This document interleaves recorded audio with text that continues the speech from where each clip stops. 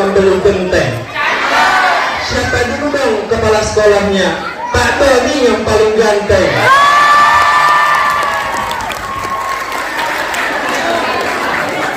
Al-Mukarram Sahibul Fadilah yang kami amat hormati, Kepala Sekolah, Kepala MTS Negeri 1 Batanghari, Bapak Doni Farizal SPD MPD. Yang saya hormati Bapak Ibu Wakil Kepala Sekolah, staf, tata usaha beserta jajaran yang tidak bisa saya sebutkan satu persatu. Kecil tak dibawa nama, besar tak dibawa gelar, tapi tidak mengurangi rasa hormat saya kepada bapak-bapak dan ibu-ibu semuanya. Yang sangat amat saya hormati dan cintai bapak saya sendiri. Boleh kan Bu, Pak, bentuk berbakti anak kepada orang tua, Bapak Dr. Andes Haji Muhammad Jupri MPDI.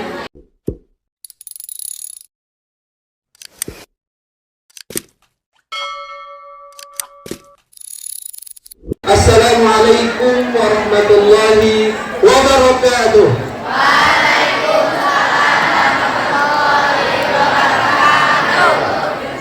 Alhamdulillahi Rabbil Alamin. Alhamdulillahilladzi ja'ala Indonesia baldatan tayyibah wa ja'ala sabang ila maraqi mustaqila wa ja'ala Pancasila falsafah wa ja'ala Prabowo Subianto Raisul Jumhuriyah Jadidah. Alhamdulillahilladzi bi ni'matihi tatimmus shalihat wa bi fadlihi tunajjazul mubarat.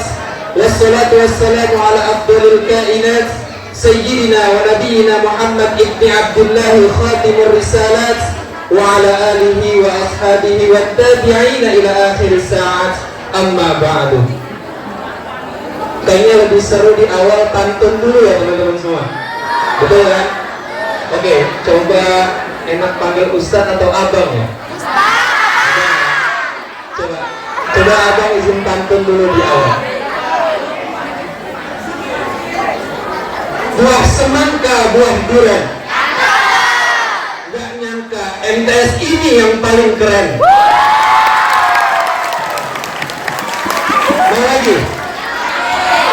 Oke. Jalan-jalan ke Surabaya. Jangan lupa membeli genteng. Siapa dulu dong kepala sekolahnya? Pak Doni yang paling ganteng.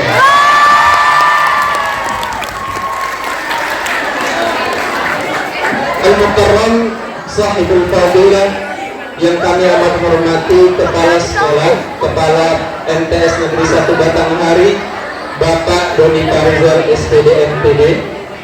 Yang saya hormati Bapak Ibu Wakil Kepala Sekolah, staf, tata usaha beserta jajaran yang tidak bisa saya sebutkan satu persatu.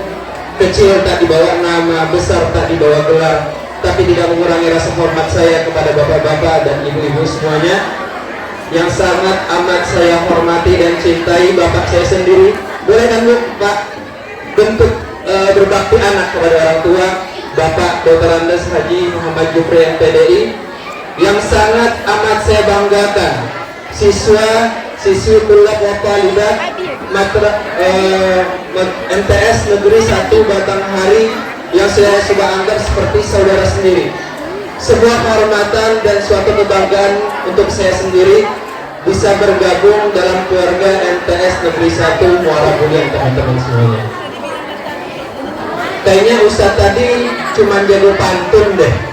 Dulu Ustadz tadi pas lihat Ustadz Bapak Syahil Quran ya, MSI itu, pas tahun 2018 Ustadz pernah mewakilkan Pondok Ustadz Darun Najah Jakarta untuk lomba MSI di UIN Jakarta. Jadi itu lombanya tingkat nasional, satu Indonesia. Waktu itu cuma dapat juara 3, alhamdulillah. Dan saya nggak percaya dong, coba buktinya. Oke, coba Ustadz buktikan sedikit. Ketika mentari mengikis kegelapan, ketika awan bergerak menghempas kesunyian, ketika pelangi datang menciptakan keindahan, ketika itu pula manusia mengucapkan kalimat alhamdulillah kepada Allah Subhanahu wa Ta'ala yang telah menciptakan langit tanpa tiang, awan tanpa gantungan, laut tanpa keran, dan tanah Indonesia yang lapang. Sekarang udah percaya? Ustaz juga pernah merasakan apa yang tadi teman-teman tampilkan semua. Karena berkat rahmat dan hidayah Allah lah kita dapat bersama-sama berkumpul di sini dalam rangka silaturahmi dan thalabul ilmi, menuntut ilmu. Kita niatkan dulu di awal agar kumpul ini dinilai pahala di sisi Allah Subhanahu wa taala. Sebentar angkat tangannya, kita niatkan agar kumpul ini dinilai sebagai thalabul ilmi. Angkat tangan, nawaitu ta'allum wa ta'lim wa tadakkur wa tadhkir wa nafa wal intifa wal ifadah wal istifadah wal hatta la tamassuki bi kitabillahi wa sunnati rasulih sallallahu alaihi wasallam wa du'a ila al-huda wa dalala 'ala al-khair ibtigha mardatihi wa thawabihi wa fattahi 'alim iftah 'alaina fathan qariban bi rahmatika ya arhamar rahimin. Puja serta selawat serta salam tak lupa kita kirimkan kepada presiden Islam kita, orang yang tidak pernah bermain bola melawan Arsenal tetapi namanya selalu terkenal, orang yang tidak pernah pergi ke Padang tapi namanya selalu dikenang umat muslim dari dulu hingga sekarang, seorang proklamator yang tidak pernah menaiki motor, seorang proklamasi yang tidak pernah memakai dasi, tak lain dan tak bukan baginda Nabi besar Muhammad sallallahu alaihi wasallam. Allahumma shalli ala sayyidina Muhammad wa ala ali sayyidina Muhammad. Mau Ustaz ceritakan kisah menarik tentang Nabi Muhammad? Suatu ketika salah seorang jamaah di majelis Nabi ada yang buang angin. Kalau bahasa kitanya apa? Kentut. Suatu ketika ada salah seorang sahabat di majelis Nabi Sallallahu Alaihi Wasallam ada yang buang angin. Kata sahabat, berani sekali engkau, ada Nabi berani buang angin. Tak ada satupun yang tahu siapa yang buang angin. Kata sahabat lain, oke, kita tunggu saja. Ketika azan Isya berkumandang, sholat didirikan, yang buang angin pasti akan berwudu. Kita lihat siapa yang berwudu, pasti dia yang buang angin. Rasulullah Sallallahu Alaihi Wasallam, sang penyampai yang agung, berdiri dan berkata, sebaik-baik di antara kita adalah yang selalu memperbarui wudunya. Jadi mari kita wudu bersama. Rasulullah Sallallahu Alaihi Wasallam, penyampai yang agung, menyampaikan tanpa menyakiti, menyampaikan tanpa mempermalukan, apalagi menyampaikan tidak dengan kekerasan, dengan kelembutan, dengan moderasi. Itu Rasulullah Sallallahu Alaihi Wasallam. Padahal bisa dipermalukan. Ada jamaah yang kentut. Kita lihat nanti ketika azan Isya berkumandang, siapa yang mengambil wudhu ke kamar mandi, berarti dia yang kentut. Tapi apa? Rasulullah sang penyampai yang agung, menyampaikan tanpa mempermalukan, menyampaikan tanpa menyakiti, tapi dengan kelembutan, dengan moderasi. Itu teman-teman Rasulullah Sallallahu Alaihi Wasallam. Ketika saya melangkahkan kaki ke MTS Negeri 1 Muara Bulian ini, perjalanannya cukup jauh. Dari Kairo Mesir terbang naik pesawat transit ke Madinah selama 10 jam. 10 jam ada di atas pesawat terbang dari Kairo Mesir menuju Madinah transit. Sesampainya di Madinah ketemu dengan jamaah umrah Indonesia di sana. Di ruang tunggu menunggu sekitar 6 jam. Setelah dari Madinah, saya terbang lagi. Dari Madinah menuju ke Indonesia 10 jam. Maaf, tadi dari Kairo ke Madinah itu sekitar 4 jam. Dari Madinah ke Indonesia sekitar 10 jam. Jauh penerbangan menuju Madinah ke Jakarta sampai ke Bandara Soekarno-Hatta. Saya terbang lagi ke Sultan Taha sejauh 1 jam melangkah. Tapi saya pikir di Kairo Mesir itu temperatur udara atau cuacanya itu lebih dingin daripada Indonesia. Paling kecil itu 3 derajat teman-teman semuanya, 4 derajat, 2 derajat. Sampai kalau Ustadz keluar di Mesir itu ada hujan es batu. Bayangin, ketika keluar ada es batu turun dari langit. Itu yang paling dingin di Mesir. Nggak ada yang bisa menghangatkan kecuali selimut. Tetapi sampainya saya di MTS Negeri 1 Muara Bulian ini, ketika pertama kali melangkahkan kaki ke sini, saya pikir sekarang pagi cuacanya mendung teman-teman semuanya. Cuacanya dingin. Kalau di Mesir yang bisa menghangatkan itu selimut. Tapi ketika saya melangkahkan kaki di sini, Ternyata yang bisa menghangatkan saya adalah sambutan dari MTS Negeri 1 Muara bulan ini. Tepuk tangan untuk teman-teman semua. Tadi ada pesan dari ibunya, ini tim hadroh baru dilatih 3 hari. Baru 3 hari aja udah Masya Allah, tabarakallah ya. Gimana kalau udah sebulan, kalau ada 2 bulan? Kayaknya jam dinasnya tinggi ya, Bu. Iya, Alhamdulillah ya teman-teman semuanya. Kalau sekarang kayaknya Ustadz nggak mau ceramah, soalnya tadi udah disampaikan sama Musabaqah Syahril Quran namanya MSI, udah disampaikan juga tadi sama Akhi, Masya Allah ini tadi udah kultum di depan. Kayaknya lebih asik bercerita ya, ya cerita. Tapi dengerin cerita Ustadz ada syaratnya. Syaratnya adalah tutup 1, buka 4. Apa? Tutup, buka. Apa Ustadz yang ditutup? Apa Ustadz yang dibuka? Tutup 1, apa? Yang ditutup mulut.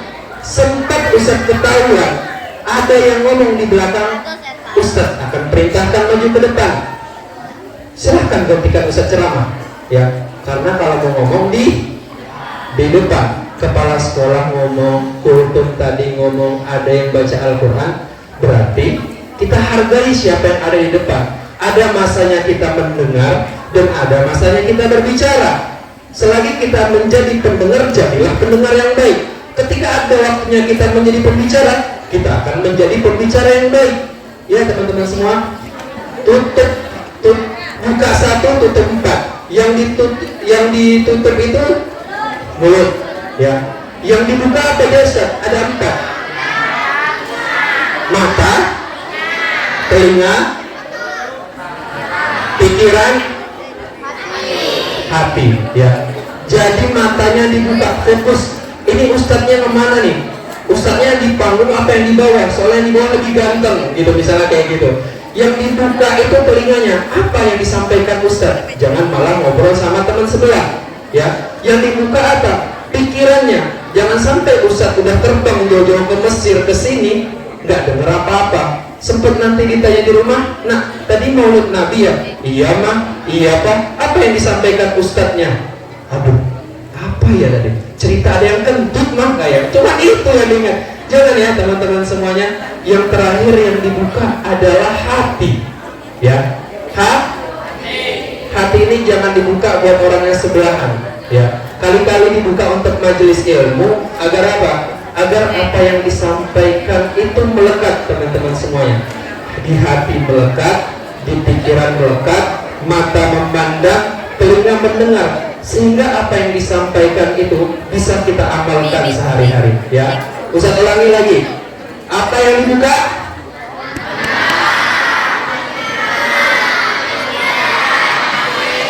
Apa yang ditutup? Oke, Ustaz sekarang fokusnya kayaknya yang belakang itu. Nanti ketahuan ngomong, Ustaz suruh maju. Silahkan ngomong ke depan, lanjutin ceramah Ustaz. Gitu ya? Berkenan nggak?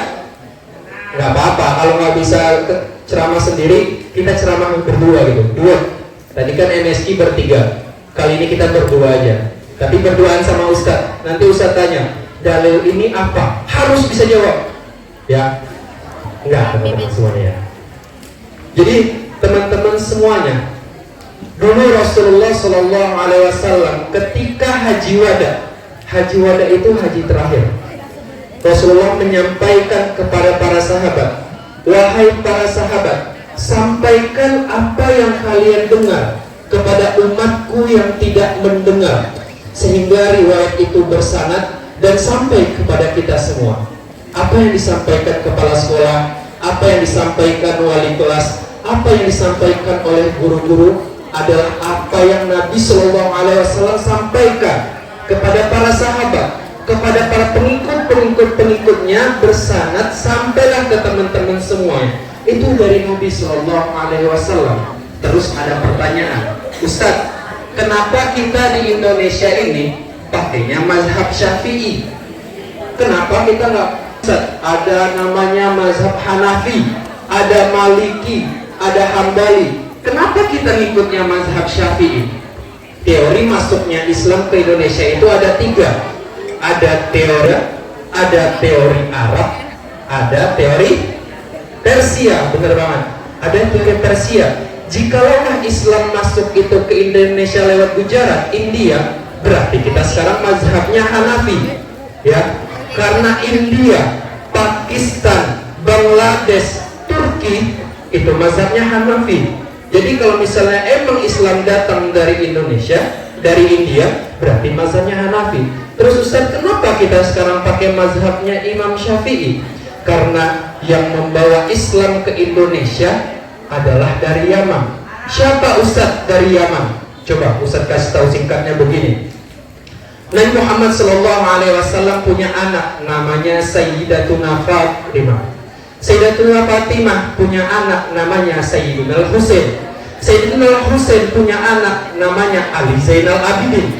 Ali Zainal Abidin punya anak namanya Muhammad Al-Bakir. Muhammad Al-Bakir punya anak namanya Imam Ja'far Shadiq. Imam Ja'far Shadiq punya anak namanya Ali Ar-Rumi. Ali Ar-Rumi punya anak, Ali Ar-Rumi punya anak namanya Muhammad Najib. Muhammad An-Najib punya anak lagi namanya siapa? Ada yang tahu?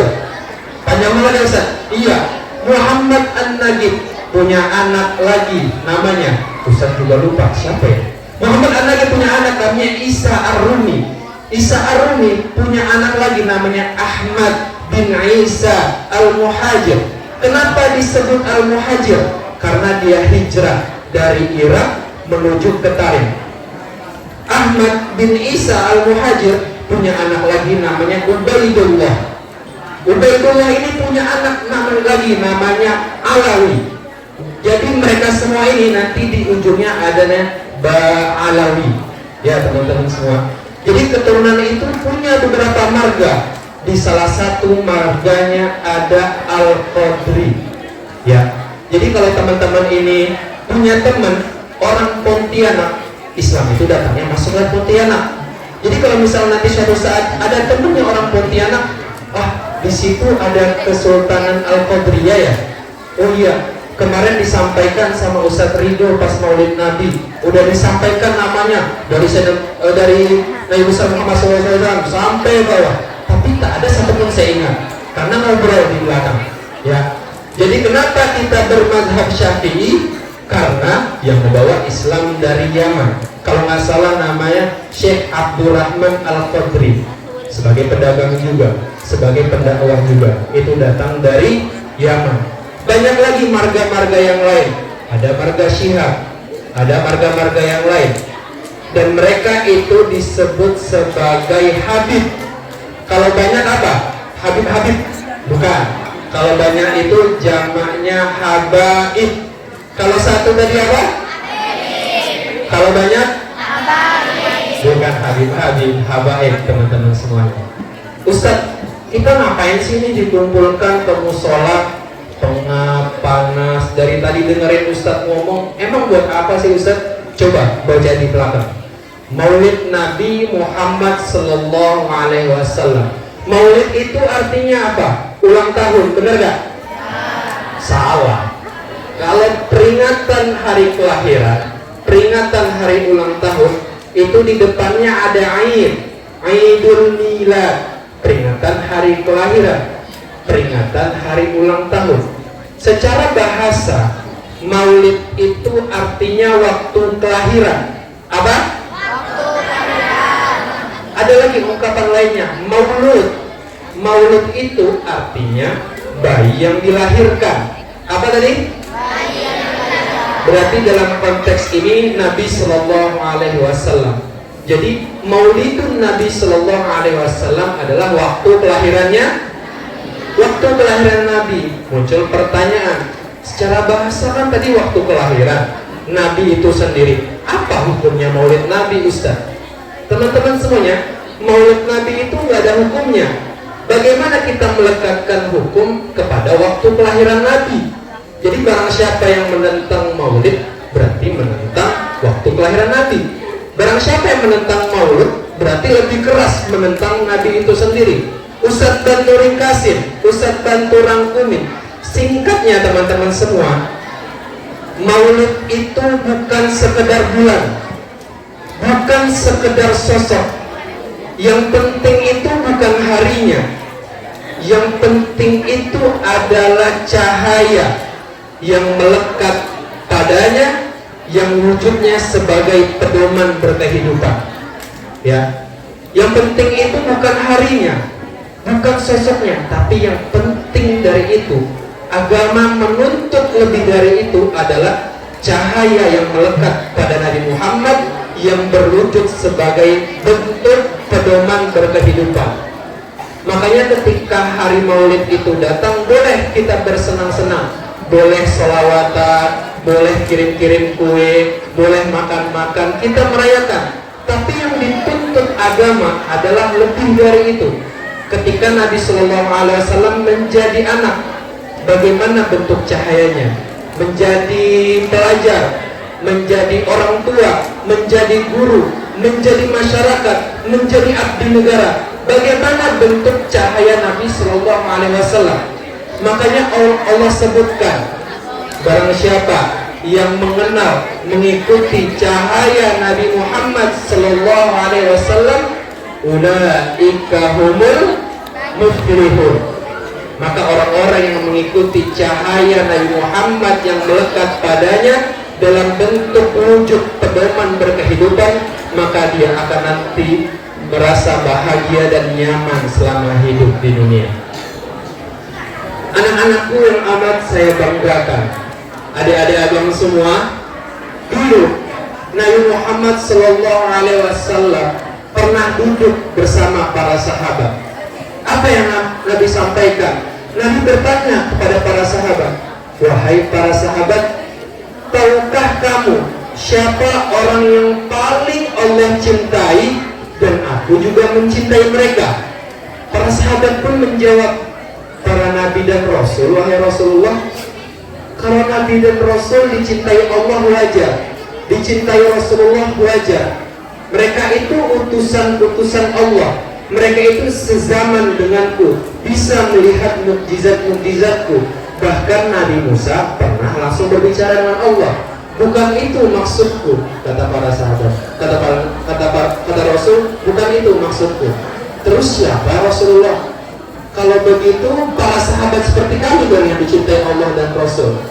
Kalau kalian wajar, kalian melihatku, kalian sezaman denganku, kalian menyaksikan mukjizatku, jadi kalian masih bisa melihat aku, wajar kalian dicintai oleh Allah, wajar kalian dicintai oleh Rasulullah. Terus sahabat bertanya lagi, siapa yang paling dicintai Allah dan Rasulnya? Rasulullah SAW menjawab, orang yang paling Allah cintai dan aku juga yang mencintai mereka adalah umatku yang datang setelah kalian. Dia tidak pernah melihatku, tapi dia beriman kepadaku, mencintaiku dan mengikuti sunnahku. Bahkan salah satu riwayat itu, adik-adik semuanya mengatakan, orang yang paling beruntung, manusia yang paling beruntung adalah orang yang tidak pernah melihatku, kata Nabi Muhammad. Orang yang tidak pernah melihatku dengan matanya, tapi dia tetap mencintai. Karena apa teman-teman semuanya? Logika kecil kita, kalau syarat mencintai adalah mata, maka kita tidak akan pernah bisa mencintai Allah yang tidak bisa dilihat oleh mata. Jadi disampaikan, orang yang paling beruntung adalah orang yang tidak pernah melihatku dengan matanya, tapi dia mencintaiku. Karena kalau syarat mencintai adalah mata, maka kita tidak akan pernah bisa mencintai Allah Subhanahu wa Ta'ala. Sampai suatu ketika Nabi menjelang wafat, ya teman-teman semuanya, Nabi menjelang sakaratul maut, itu kan sakitnya luar biasa. Kita udah tahu adegannya juga sakit banget. Orang-orang ada yang sampai kejam-kejam, ada yang sampai berat banget ngeluarin nyawa, ada yang sampai matanya ngeluarin urat-urat, sampai matanya putih. Itu sakit banget. Tapi Nabi Muhammad SAW di akhir hayatnya, dia apa ya? Beliau sampaikan, teman-teman semuanya, ummati, umatku. umatku.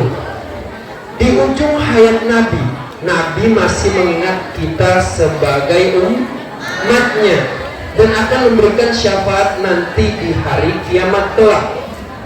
Sampai ketika Nabi Muhammad SAW wafat, tahu nggak siapa orang yang paling tidak terima dengan kematian Nabi? Umar bin Khattab. Benar. Siapa namanya? Iya, Masya Allah banget teman. Habis ini ikut ke Mesir mau? Wow. Jadi Umar bin Khattab itu yang paling tidak terima dengan kematian Nabi Muhammad SAW. Ketika Nabi Muhammad meninggal, sampai berita itu ke Umar bilang, orang yang mengatakan Nabi Muhammad meninggal adalah orang-orang yang munafik. Bahkan Umar pun siap untuk menghembuskan pedang ke leher orang-orang yang mengatakan bahwa Nabi Muhammad itu meninggal. Umar tidak percaya. Banyak nabi-nabi dahulu yang pergi 40 tahun balik, seperti Nabi Isa. Dia diangkat oleh Allah Subhanahu wa taala ke langit dan akan dibangkitkan kembali, diturunkan ke bumi. Nabi semuanya banyak yang sudah dipanggil dikembalikan, tapi Umar tetap tidak percaya. Sampai suatu ketika Abu Bakar datang kepada Umar menyampaikan, "Wa ma Muhammadun illa rasul qad khalat min qablihi ar-rusul afa imma ta'aw qutila." Disebutkan oleh Sayyidina Abu Bakar bahwa Nabi Muhammad itu juga termasuk rasul. Banyak yang diutus oleh Nabi Muhammad SAW, banyak yang diutus Allah sebelum Nabi Muhammad. Apabila mereka itu mati atau terbunuh, sesungguhnya mereka juga manusia. Rasulullah juga manusia. Sampai suatu ketika meninggalnya Rasulullah SAW, teman-teman kenal gak Bilal bin Rabah? Siapa Bilal bin Rabah itu? Yang biasanya mengumandangkan azan. Biasa di MTS ini yang suka azan siapa? Oh, antum suka azan, namanya siapa? Ini yang suka azan di masjid. Ya. Jadi Bilal bin Rabah itu yang biasanya mengumandangkan azan di zaman Nabi Sallallahu Alaihi Wasallam. Sepeninggalan Nabi Muhammad Sallallahu Alaihi Wasallam, Bilal itu nggak pernah lagi mau azan. Ya. Bahkan Bilal itu ketika melihat Masjid Nabawi, keingat dengan Rasulullah. Ketika melihat rumah Nabi, keingat sama Rasulullah. Ketika melewati jalan yang telusuri yang pernah bersama Nabi, keingat sama Rasulullah. Sampai suatu ketika Bilal itu nggak tahan untuk tinggal di kota Madinah. Dia menyampaikan kepada khalifah waktu itu, namanya Abu Bakar As-Siddiq. Datang Umar bin Khattab ke Abu Bakar, "Ya Abu Bakar." "Iya Bilal, saya mau izin dong." "Izin apa Bilal?" kata Abu Bakar. "Saya mau izin untuk meninggalkan kota Madinah." Abu Bakar bingung. "Kenapa Bilal? Kamu dibutuhkan di kota Madinah ini." "Saya nggak kuat Abu Bakar," kata Bilal. "Ketika lihat rumah ingat Rasul, lihat jalan yang pernah dilewati bareng Rasul, ingat Rasul. Ibarat kalau ada kita ke satu tempat, ingat orang, terus kita pindah karena kita berusaha move on." Itu yang dilakukan oleh Bilal bin Rabah. Ya. Jadi Bilal izin ke Abu Bakar untuk pindah karena nggak sanggup nahan kangennya sama Rasul setelah meninggal. Setelah itu kata Abu Bakar, "Iya, saya izinkan." Akhirnya Bilal pun pindah ke kota namanya Damaskus atau Suriah Raya. Sesampainya Bilal ke sana, ke Damaskus Suriah Raya, Bilal pun menikah. Tak lama setelah pernikahan, pada suatu malam Bilal mimpi, teman-teman semuanya. Kira-kira Bilal mimpi bertemu dengan siapa? Siapa? Bilal mimpi bertemu dengan Rasulullah SAW. Jadi ketika Bilal tidur bermimpi bertemu Rasulullah, Bilal itu melihat Rasulullah dalam keadaan tersenyum. Ya, terima kasih. Ternyata selain di sini dihangatkan, juga panas. Dan saya pikir panasnya itu karena cuaca lagi, ternyata bukan. Panasnya ini kayaknya karena semangat siswa dan siswi MTS Negeri 1 Muara Gembong. Jadi Ustadz pun sampai berkeringat semangat menceritakan perjuangan Nabi dan Rasul zaman dahulu. Di mimpi, Bilal bertemu dengan siapa tadi? Bertemu dengan Rasul. Udah berusaha move on dari kota Madinah, pergi. Ketika tidur, didatangi oleh Rasulullah. Mimpinya bertemu dengan Rasulullah, itu nggak mungkin ada setan yang bisa menyerupai Rasulullah. Kalau Nabi dan Rasul mimpi, itu namanya wahyu. Karena Bilal ini orang soleh, disebutnya ilham. Ya, ada perbedaan antara ilham dan wahyu. Tapi wahyu itu diperuntukkan untuk Nabi dan Rasul, sedangkan ilham ini untuk orang-orang soleh. Rasulullah datang di mimpinya Bilal, teman-teman semuanya. Apa yang Rasulullah sampaikan? Ibarat kalian teman berdua, akrab banget dulu. Ada namanya siapa? Tadi diajak Zian sama Upi. Zian sama Upi ini tuh akrab banget pas MTS. Sering main bareng, ngaji bareng, makan bareng. Terus bilang, nanti kalau kamu SMA pindah tempat kita berpisah. Pas datang lagi ke Muara Gembong kita main lagi ya, gitu. Tapi dia jadi nggak datang lagi. Setelah pulang dari sana, malah dia udah dapat teman baru, move on, udah nggak berinteraksi lagi, udah nggak bestie lagi, udah nggak temenan lagi. Sama seperti itu. Ketika Rasulullah senyum keadaan Bilal, apa yang Rasulullah sampaikan kepada Bilal? Rasulullah senyum kepada Bilal, berkata Rasulullah. Ada riwayat yang mengatakan, ma hadhil jafwah ya Bilal. Ada riwayat lain yang mengatakan, ma hadzal jafa ya Bilal. Artinya apa teman-teman semua? Mengapa kita begitu asing wahai Bilal? Mengapa sekarang kita seasing ini? Jafwah, jafa, asing. Kenapa sekarang kita begitu asing wahai Bilal? Bukannya dulu kita pernah erat, bukannya dulu kita pernah dekat. Kenapa sekarang kita seasing ini wahai Bilal? Kata Rasulullah, dalam keadaan tersenyum teman-teman semuanya. Apa lanjutan dari situ? Zuruna, ziarahilah kami, datanglah ke Masjid Nabawi, kata Rasulullah SAW. Ketika bangun dari tidur, Bilal langsung bilang ke istrinya, wahai istriku, iya Bilal, tadi malam saya berjumpa dengan Rasul. Beneran? Iya beneran. Apa kata Rasul? Rasul bilang, kenapa kita sekarang seasing ini? Bukannya dulu kita dekat? Rasulullah memerintahkan saya untuk ziarah langsung ke makam Rasul, untuk langsung pergi ke Madinah. Bilal pun langsung berangkat ke kota Madinah. Sampai ke kota Madinah, langsung ke makamnya Rasul, berselawat atas Rasul, mendoakan Rasul, nangis di makamnya Rasul. Sampai suatu ketika kelihatan sama Abu Bakar. Abu Bakar pun nyamperin Bilal, wahai Bilal, senang saya sekarang kamu udah ada di Madinah. Iya, alhamdulillah, saya mimpi bertemu Rasul, gitu. Sampai ada inisiatif dari Abu Bakar. Apa? Abu Bakar menyebutkan kepada Bilal, ya Bilal, saya mau minta tolong sesuatu dong. Kata Abu Bakar sama Bilal, minta tolong apa ya Abu Bakar? Kan udah lama nih kamu nggak azan, minta tolong dong azan lagi. Ya, kalau permintaan itu mah berat Abu Bakar. Kayaknya saya nggak bisa azan lagi.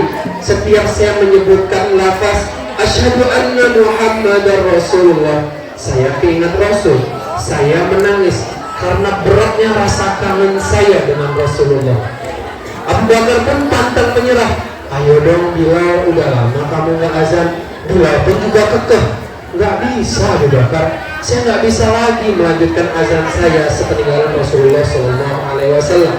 Habis itu ternyata Abu Bakar putus asa. Di tempat itu ada Umar. Abu Bakar minta tolong sama Umar, Umar, paksalah sedikit Bilal biar azan. Oke, coba saya suruh Bilal azan ya. Umar kan samar ya teman-teman semuanya, serem. Bahkan Umar itu bayangannya ditakutin sama setan. Ketika Umar datang ke Bilal, hei Bilal, minta tolong dong kamu azan. Ternyata Bilal juga kekeh, ya, kekeh, nggak bisa Sayyidina Umar, nggak bisa saya azan. Kangen saya itu besar pada Rasulullah. Ketika saya azan, saya ingat Rasul, saya nangis, nggak bisa saya lanjutkan azan, kata Bilal. Ternyata Abu Bakar dan Umar pun tidak bisa nyuruh Bilal azan di kota Madinah, di Masjid Nabawi. Sampai akhirnya Abu Bakar sama Umar ini mikir, gimana ya caranya agar Bilal mau azan? Gimana ya caranya agar Bilal mau azan? Memikirkan cara, bagaimana caranya Bilal itu mau azan di Masjid Nabawi untuk mengobati rasa rindunya kepada Rasulullah. Karena terakhir kali Bilal azan, Rasulullah masih hidup. Jadi Abu Bakar dan Umar ini memikirkan cara bagaimana agar berhasil Bilal itu mau azan di Masjid Nabawi. Singkat cerita teman-teman semuanya, ternyata Abu Bakar dan Umar itu punya cara jitu. Punya cara apa? Punya cara jitu. Dia pun berdua memanggil yang namanya Hasan dan Husain.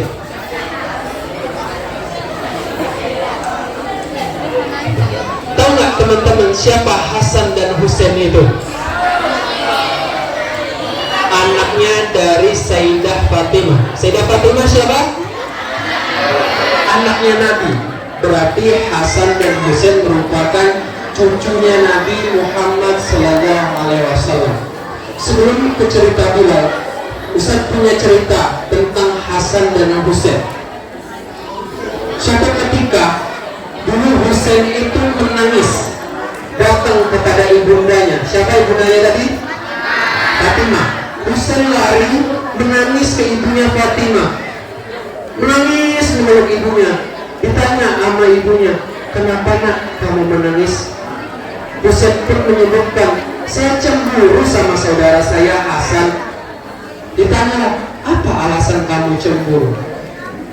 Dia menyampaikan, ternyata kakek itu berarti Rasulullah, kakek itu mencium Hasan itu di bibir, sedangkan mencium Husain itu di leher. Teman-teman semuanya, Husain pun lapor ke ibunya cemburu, kenapa Hasan dicium di bibir, tapi saya diciumnya di leher. Ternyata ibunya Sayyidah Fatimah membawa Husain ke hadapan Rasulullah SAW, menceritakan apa sebab kecemburuan Husain. Rasulullah SAW menatap mata Husain, menatap mata Sayyidah Fatimah anaknya sendiri dengan tatapan yang lama, dengan tatapan yang tajam. Bahasa kayak gini, menatap dengan tatapan yang lama, menatap dengan tatapan yang tajam. Setelah itu Rasulullah pun berkata, aku mencium Hasan di bibir. Ada yang tahu teman-teman sebabnya kenapa? Hasan mencium di bibir karena nanti Hasan bakal mati karena diracuni oleh temannya sendiri. Siapa yang meracuni? Istrinya sendiri. Sehingga nanti meninggalnya Hasan adalah diracuni oleh temannya, oleh istrinya sendiri, sehingga semua isi perutnya keluar. Makanya Rasulullah mencium Hasan di mana? Di bibir. Karena nanti Hasan bakal wafat, itu diracuni sehingga seluruh isi tubuhnya bagian dalam itu keluar. Dan engkau Husain, Nabi pun menangis dan sampai terpingsan teman-teman semuanya. Tak lama setelah Nabi sadar, Nabi kembali menatap Husain dengan tatapan yang lama dan tajam. Tajam tatapan Nabi kepada Husain. Tatapan tajamnya Nabi pun menyampaikan dengan kondisi dada yang terguncang, dengan kondisi tangisan. Dan engkau Husain, nanti engkau akan mati dengan keadaan leher terputus, mati syahid. Ya, ketika itu rumah Rasulullah SAW yang selalu disinari dengan cahaya surganya Allah, berlinang air mata. Jadi Husain itu, teman-teman semua, Sayyidina Husain, anaknya Ali bin Abi Thalib dan Sayyidah Fatimah, itu wafat di perang Karbala, diputus lehernya, tubuhnya dimakamkan di Karbala, sedangkan kepalanya dibawa. Dan sekarang kepalanya dimakamkan kemana? Kepala Sayyidina Husain dimakamkan di Kairo, Mesir. Ya. Jadi ketika Ustadz berziarah di sana, Ustadz mengenang lagi kisah Sayyidina Husain ketika mati kepalanya dipenggal. Itu Sayyidina Husain yang dikubur kepalanya di Mesir adalah kepalanya aja, teman-teman semuanya. Itulah mengapa alasan Rasulullah mencium Hasan di mana? Di bibir. Husain di mana? Di leher. Karena Hasan diracuni oleh teman dekatnya, istrinya, keluar isi perutnya, sedangkan Husain itu di leher karena akan dipenggal kepalanya, mati syahid. Kembali ke cerita Bilal lagi, teman-teman semuanya. Itu. Jadi ternyata Abu Bakar dan Umar itu punya cara jitu. Panggillah Hasan dan Husain. Hasan, Husain, om ini pengen Bilal azan. Minta tolong kamu bujuk ya om Bilal untuk azan. Hasan dan Husain pun datang kepada Bilal. Om, gitu panggilannya. Dilihatnya apa Bilal? Hasan, Husain. Dipeluklah Hasan Husain. Kenapa pelukannya begitu hangat, teman-teman semuanya? Hasan dan Husain itu sangat mirip dengan Nabi Muhammad SAW.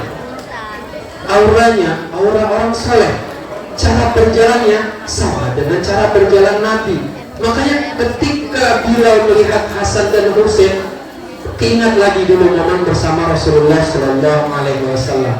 Kata Hasan dan Husain sama Bilal, Om, iya Hasan Husain, kenapa? Minta tolong dong Om. Kenapa Hasan Husain? Udah lama nih Om gak azan di Madinah. Tolong azan lah Om. Merengek lah bahasanya. Ayo Om, azan dong Om, untuk mengobati rindu saya sama kakek. Kata dia, justru itu masalahnya. Ketika saya azan, saya keingat sama kakek kamu. Jadi saya gak bisa lanjutin azan. Tetap Hasan dan Husain kekeh. Ayo dong Om, azan Om. Rindu nih sama kakek, biar keingat lagi sama kakek. Habis itu ternyata Bilal merenung. Dalam renungan Bilal, ini cucu Rasulullah. Kalau saya menolak perintah cucu Rasulullah, berarti sama kayak saya menolak perintah. Akhirnya dengan berat hati, Bilal itu azan. Bilal azan, mengambil bahasa kalau zaman sekarang ngambil mic lah. Langsung Bilal itu naik ke tempat dulu dia azan. Jadi selepas Bilal itu nggak azan lagi, selepas meninggalnya Rasulullah, Bilal itu nggak pernah di tempat Bilal azan, nggak pernah ada lagi yang make, ya. Jadi Bilal itu azan di rumah yang menaranya tinggi, teman-teman semuanya. Mana menara paling tinggi di rumah itu Bilal azan di sana. Sepeninggalan Bilal, sepeninggalan Rasulullah SAW, nggak ada satupun orang lagi yang azan di tempatnya Bilal. Akhirnya Bilal pun datang ke singgasananya, ke menara yang paling tinggi, tempat dia biasa azan. Dia naik ke sana, kayaknya ini tempat aku dulu azan deh, gitu kan. Naik ke tempat lagi azan, bahasa kita ngambil mic, cek sound 1, 2, 3. Bahasanya kayak gitu lah, kira-kira. Tapi zaman dulu nggak kayak gitu bilang. Naik ke tempat itu, ke menara paling tinggi, Bilal pun memulai kumandang azan. Ketika Bilal pertama kali azan lagi setelah sekian lama, Allahu Akbar, Allahu Akbar, terguncang kota Madinah. Semua orang itu sibuk. Semua suara itu terdengar di segala penjuru langit Madinah. Heboh. Dilanjutkan, Allahu Akbar, Allahu Akbar, dilanjut azannya. Orang yang pedagang ninggalin dagangannya.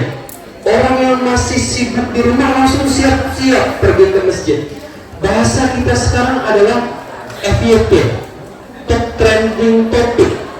Kalau ada hashtag Twitter, waktu itu kayaknya di Twitter ada hashtag Nabi hidup kembali. Jadi sahabat tuh ketika mendengar Bilal azan, semuanya heboh, segala suara terdengar di seluruh penjuru Madinah. Apa yang sahabat katakan? Apakah Nabi hidup? Apakah Nabi kembali? Apakah Nabi dibangkitkan? Semua orang heboh. Apakah Rasulullah hidup kembali? Apakah Rasulullah dibangkitkan kembali? Dilanjutkan dengan kalimat asyhadu an la ilaha illallah. Orang berbondong-bondong datang ke Masjid Nabawi, ninggalin dagangannya. Habis itu yang di rumah sibuk semuanya cepat-cepat keluar pergi ke Masjid Nabawi dengan mengatakan Rasulullah hidup kembali. Apakah Rasulullah dibangkitkan kembali? Sampai di kalimat asyhadu anna Muhammadar Rasulullah. Bilal menangis.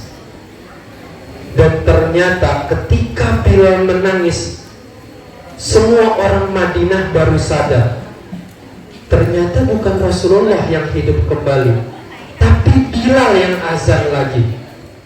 Ya, dilanjutkan lagi. Asyhadu anna Muhammadar. Putus.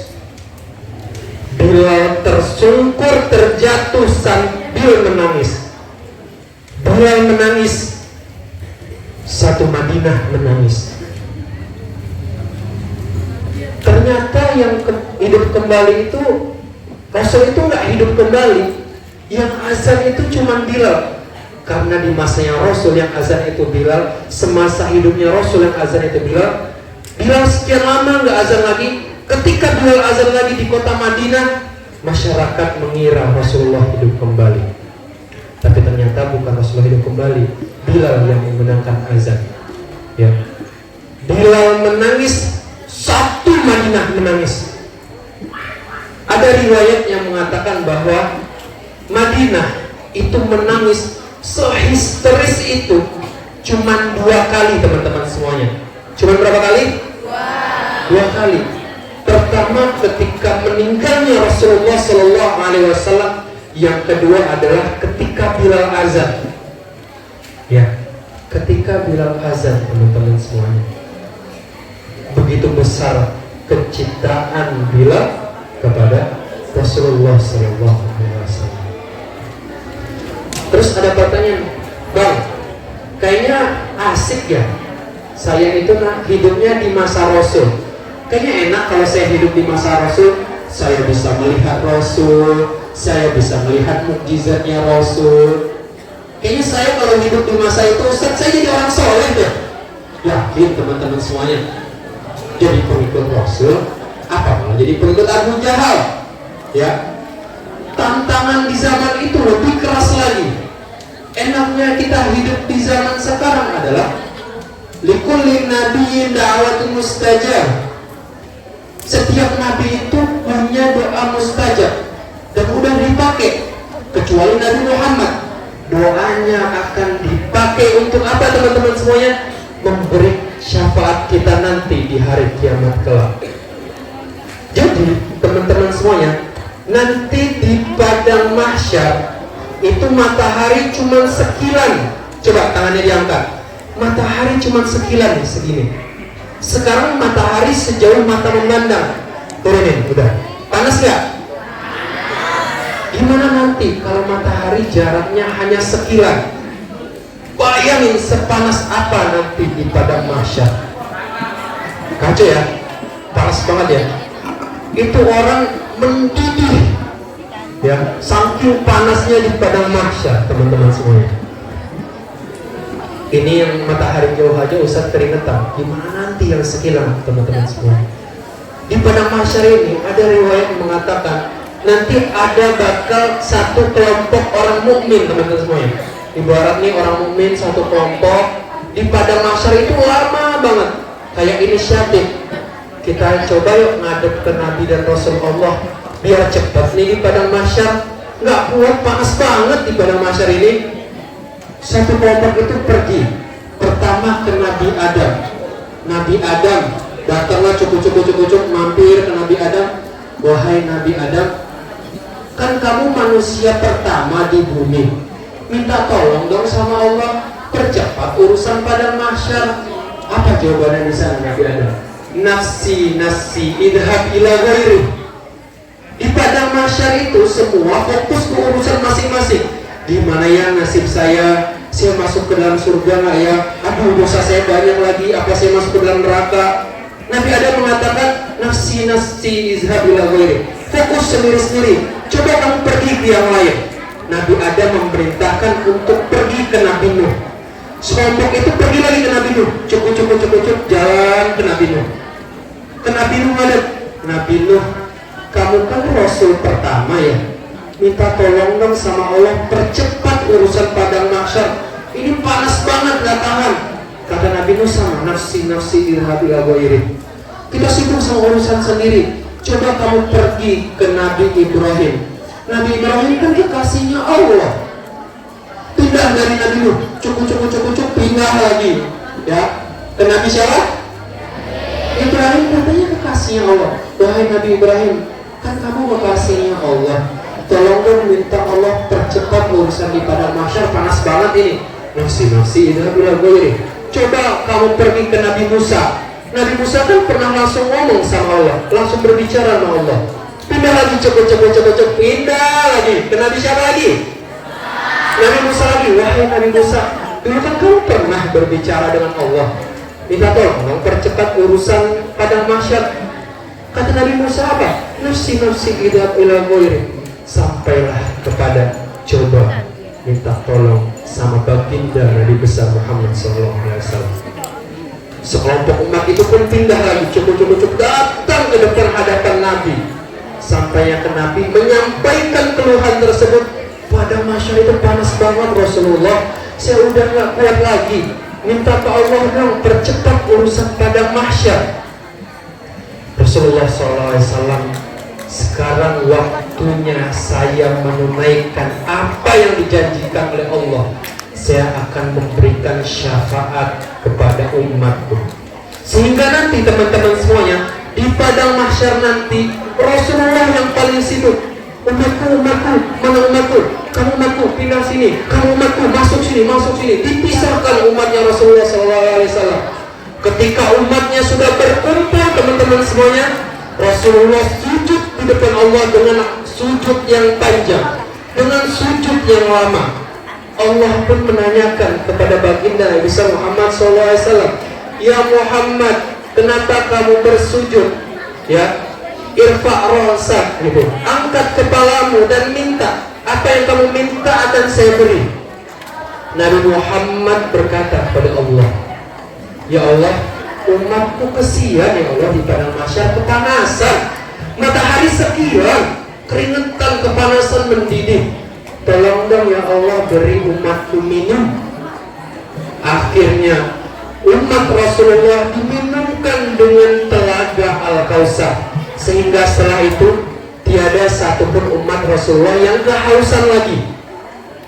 Setelah itu, setelah diberi minum, apakah selesai? Tidak. Rasulullah kembali menghadap Allah, sujud di hadapan Allah dengan sujud yang lama. Kembali ditanya, wahai Muhammad, angkat kepalamu, mintalah akan saya beri, kata Allah. Ya Allah, tolong selamatkan umat saya ketika lewat sirat. Sirat itu jembatan teman-teman semuanya, tipis dan tajam. Jadi sirat itu ketika orang lewat, manusia lewat, kalau berhasil masuk ke surga, kalau terjatuh masuk ke neraka, sesuai dengan keadaan amal masing-masing. Kalau orangnya soleh, ada yang secepat kilat Valentino Rossi, langsung sampai surga. Ada yang amalnya biasa-biasa aja, pelan. Ada yang merangkak, sampai ada yang tinggal selangkah masuk surga, tapi terjatuh, tergelincir, masuknya neraka. Kata Rasulullah dalam sujudnya, tolong selamatkan umatku pada sirat, jembatan itu. Kata Allah, tunggu di ujung jembatan. Rasulullah pun langsung bergegas ke ujung jembatan, melihat umatnya lewat pada sirat itu. Dalam doa Rasul, ya Allah salim, ya Allah salim, ya Allah salim, ya Allah, ya Allah selamatkan umatku, ya Allah selamatkan umatku, selamatkan umatku. Rasulullah masih mendoakan kita ketika melewati sirat. Banyak yang lewat tadi sesuai dengan Ustaz ceritakan, sampai akhirnya selesai semua umat Rasulullah lewat di sirat. Rasulullah pun menyadari ternyata banyak umatnya yang justru jatuh ke sirat dan masuk ke neraka. Rasulullah menyadari itu. Apakah Rasulullah diam aja? Tidak. Rasulullah nggak diam aja. Rasulullah kembali ke arsy Allah, sujud di hadapan Allah dengan sujud yang lama kembali. Kembali Allah bilang, angkat kepalamu ya Muhammad, apa yang kamu minta akan saya kasih. Rasulullah bilang, ya Allah, selamatkan umatku yang ada di neraka, yang di dalam hatinya ada iman sekecil biji kurma. Sekecil biji apa? Biji kurma. Rasulullah langsung, oke, baik, selamatkan. Habis itu Rasulullah langsung ke neraka. Malaikat, tolong cari umatku yang ada di dalam hatinya keimanan sekecil biji kurma, keluarkan. Setelah itu umat Rasulullah yang ada di neraka, yang punya keimanan sekecil biji kurma, dikeluarkan dari neraka dalam kondisi yang mengenaskan. Ada yang udah matanya copot, ada yang udah bagian tubuhnya terpotong, ada yang udah otaknya mendidih. Diselamatkan dari neraka, dipersilahkan masuk ke dalam surga yang Allah dalam kondisi fisik yang kembali muda lagi, yang ganteng lagi. Apakah setelah itu Nabi Muhammad selesai? Selesai nggak? Udah selesai tugas Nabi Muhammad? Oh belum ya? Belum. Nabi Muhammad kembali ke arsy Allah lagi, sujud dengan sujud yang lama. Allah pun mengatakan, wahai Nabi Muhammad, ya Farosat gitu, angkat kepalamu, minta apa yang kamu minta akan saya kabulkan. Ya Allah, tolong selamatkan umat saya di neraka, yang di dalam hatinya ada keimanan sekecil biji jagung. Sekecil biji apa? Sebelumnya biji apa? Kurma. Kurma kan lumayan. Jagung. Kalian tahu jagung kecil banget biji jagung.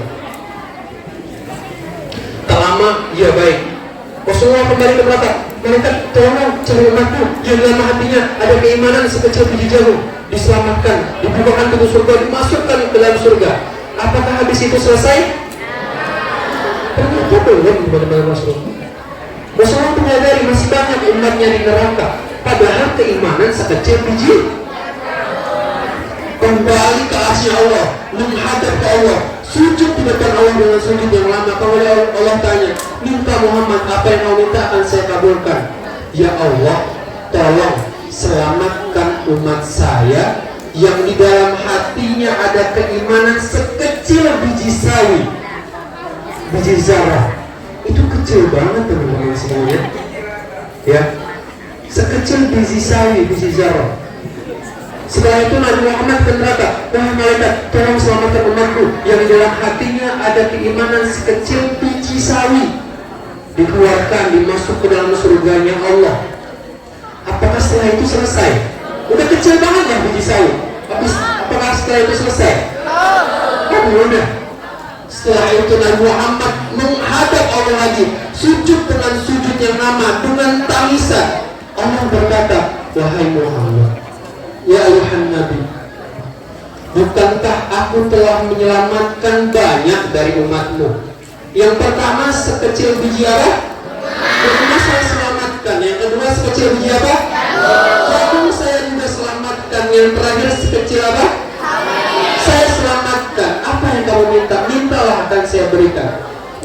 Nabi Muhammad berkata, ya Allah, selamatkan umatku yang di dalam hatinya ada kalimat la ilaha illallah. Ternyata teman-teman semuanya, Kalimat la ilaha illallah itu adalah untuk menstatuskan diri kita sebagai hamba. Cara kita menstatuskan diri sebagai hamba itu adalah yang kita laksanakan sehari 5 waktu. Apa itu? Sholat. Ustaz, ada pertanyaan, Bang. Sholat itu kan mencegah perbuatan keji dan munkar. Terus apa artinya sholat kalau kita masih melakukan perbuatan keji dan munkar? Apa artinya sholat kalau kita ini masih nakal, Ustaz?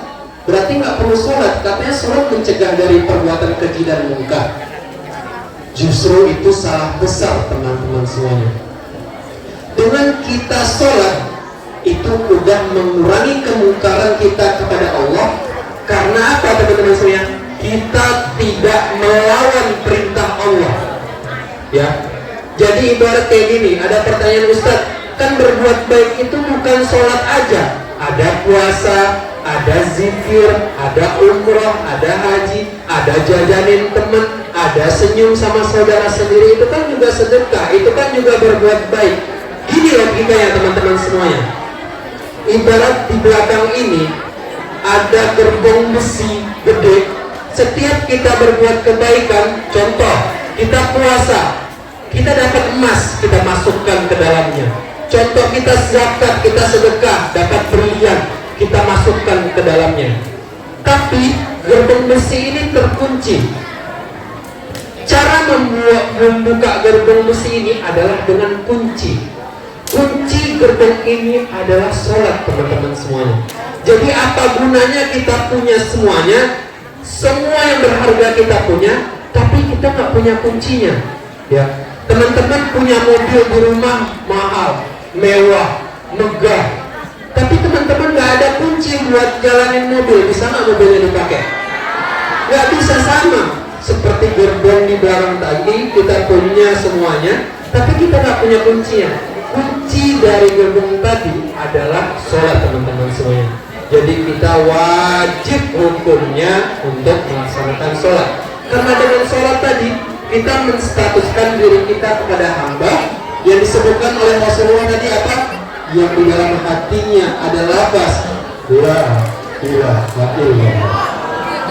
Sehingga nanti, teman-teman semuanya, semua umatnya Nabi Muhammad SAW, dari sekecil kurma, sekecil biji jagung, sekecil sawi, sampai tadi la ilaha illallah, masih sholat, semuanya akan masuk ke dalam surganya Allah Subhanahu wa ta'ala. Senang gak kalau masuknya ke dalam surga Allah? Senang ya? Semuanya mau masuk ke dalam surganya Allah? Ya. Teman-teman semuanya yang sangat amat saya banggakan, sedikit ceramah, sedikit cerita, sedikit motivasi. Dulu Ustadz di masa-masa SMP atau SMA itu punya semangat yang membara, pengen tahu semua hal. Ngelihat orang lagi kayak gini, pengen ikut coba. Ngelihat orang lagi baca ini, pengen tahu. Ngelihat orang punya pengalaman ini, pengen coba juga. Ngelihat orang pergi ke suatu tempat, kayaknya enak juga kalau pergi ke tempat itu. Punya ambisi yang sangat besar, punya cita-cita yang amat tinggi. Tapi teman-teman, ada kuncinya ternyata. Ya, Ustadz itu baru sadar kenapa wahyu pertama Nabi besar Muhammad SAW itu apa, teman-teman semuanya? Surat apa? Surat apa? Al-Alaq. Apa ayat pertamanya? Cukup. Ayat pertamanya adalah Iqra, bacalah. Sangat mengherankan, sangat aneh. Wahyu pertama adalah Iqra, bacalah, disampaikan kepada orang yang tidak bisa membaca. Apakah Nabi Muhammad bisa membaca? Tidak. Semua aneh. Wahyu pertama bacalah disampaikan kepada orang yang tidak bisa membaca. Wahyu pertama bacalah disampaikan kepada masyarakat Madinah Mekah yang tidak bisa baca tulis. Sungguh amat aneh dan mengherankan. Tapi hikmahnya apa teman-teman semuanya? Ternyata dengan membaca itu adalah awal mula membangun peradaban. Ternyata teman-teman semuanya, dengan membaca kita bisa ahli di semua bidang. Ya, kuncinya apa tadi? Membaca, ikro, bacalah, di situ disebutkan. Dan baca di sini nggak ditentukan objeknya, tapi cuman ada satu syarat. Ikro, apa yang dilanjutkan tadi? Bismillahirrahmanirrahim. Syaratnya demi karena Allah. Kita mau membaca manusia, mau membaca alam, mau membaca sejarah, membaca buku, semuanya tidak ditentukan. Karena dengan membaca, wawasan kita akan luas, wawasan kita akan kemana-mana, pengetahuan kita juga akan luas. Jadi dari dulu, dari SMP, SMA sampai sekarang kuliah, nggak pernah bosan untuk baca buku. Ya teman-teman semuanya, zaman sekarang ini pengen instan, belajar pengen cepet-cepet, tapi pengen cepet pintar. Sholat pengen cepet-cepet, tapi minta doanya segera dikabulin. Semuanya itu butuh yang namanya, itu lebih tahu dari abang. Semua itu butuh yang namanya sholat pengen cepet, doa cepet dikabulin, belajarnya cepet-cepet tapi pengen langsung pintar, pengen terkenal cepet, biar semua orang kenal saya. Ambil HP, buka TikTok, ya. Jangan teman-teman semuanya, kalian adalah syubbanul yaum rijalul ghad. Pemuda hari ini adalah pemimpin di masa depan. Ya. Jadi kalau sekarang kita udah kayak cacing kepanasan di depan kamera, gimana nanti teman-teman semuanya? Kalau sekarang mental kita udah mental kerupuk, baru ditegur kepala sekolah dipanggil. Kenapa kalian malah keluar nggak sekolah? Udah baper. Abis itu udah sakit hati. Abis itu udah bilang ke mama, bapak besok gak mau sekolah lagi lah. Kepala sekolahnya seremian gitu. Kalau mental kita mental kerupuk, apa jadinya nanti muara bulan ini? Apa jadinya nanti Batanghari ini? Apa jadinya nanti Indonesia ini? Kata Pak Prabowo, nanti Indonesia itu bakal jadi generasi Indonesia emas 2040. 40 berapa? 2045. Kalau generasinya mentalnya mental tempe, mental kerupuk, nggak bakal bisa jadi generasi emas. Jadi tetap teman-teman, yang namanya sukses itu butuh yang namanya proses. Halo? Halo teman-teman semua. Hai. Hai, halo, hai, halo, hai, halo. Sama ternyata ya. Dulu satu kayak gitu. Dulu Ustadz itu SD-nya di Perumnas 112 di situ. Ya. SD Perumnas. Dulu Ustadz mikir, dulu kan belum ada HP ya, masih nonton di TV. Pas nonton di TV, Ustadz lihat di ibu kota itu gedung pencakar langit tinggi semua, bagus semua, memanjakan mata. Ada cita-cita, kayaknya nih saya ini kalau mau sekolah setelah SD, cita-citanya pengen ke ibu kota. Jadi saya pengen mondok, Pak, saya pengen mondok, Mas, saya pengen mondok ke ibu kota. Sesampainya di ibu kota, saya melihat gedung-gedung tinggi, saya melihat Monas, saya coba bermain di Dufan.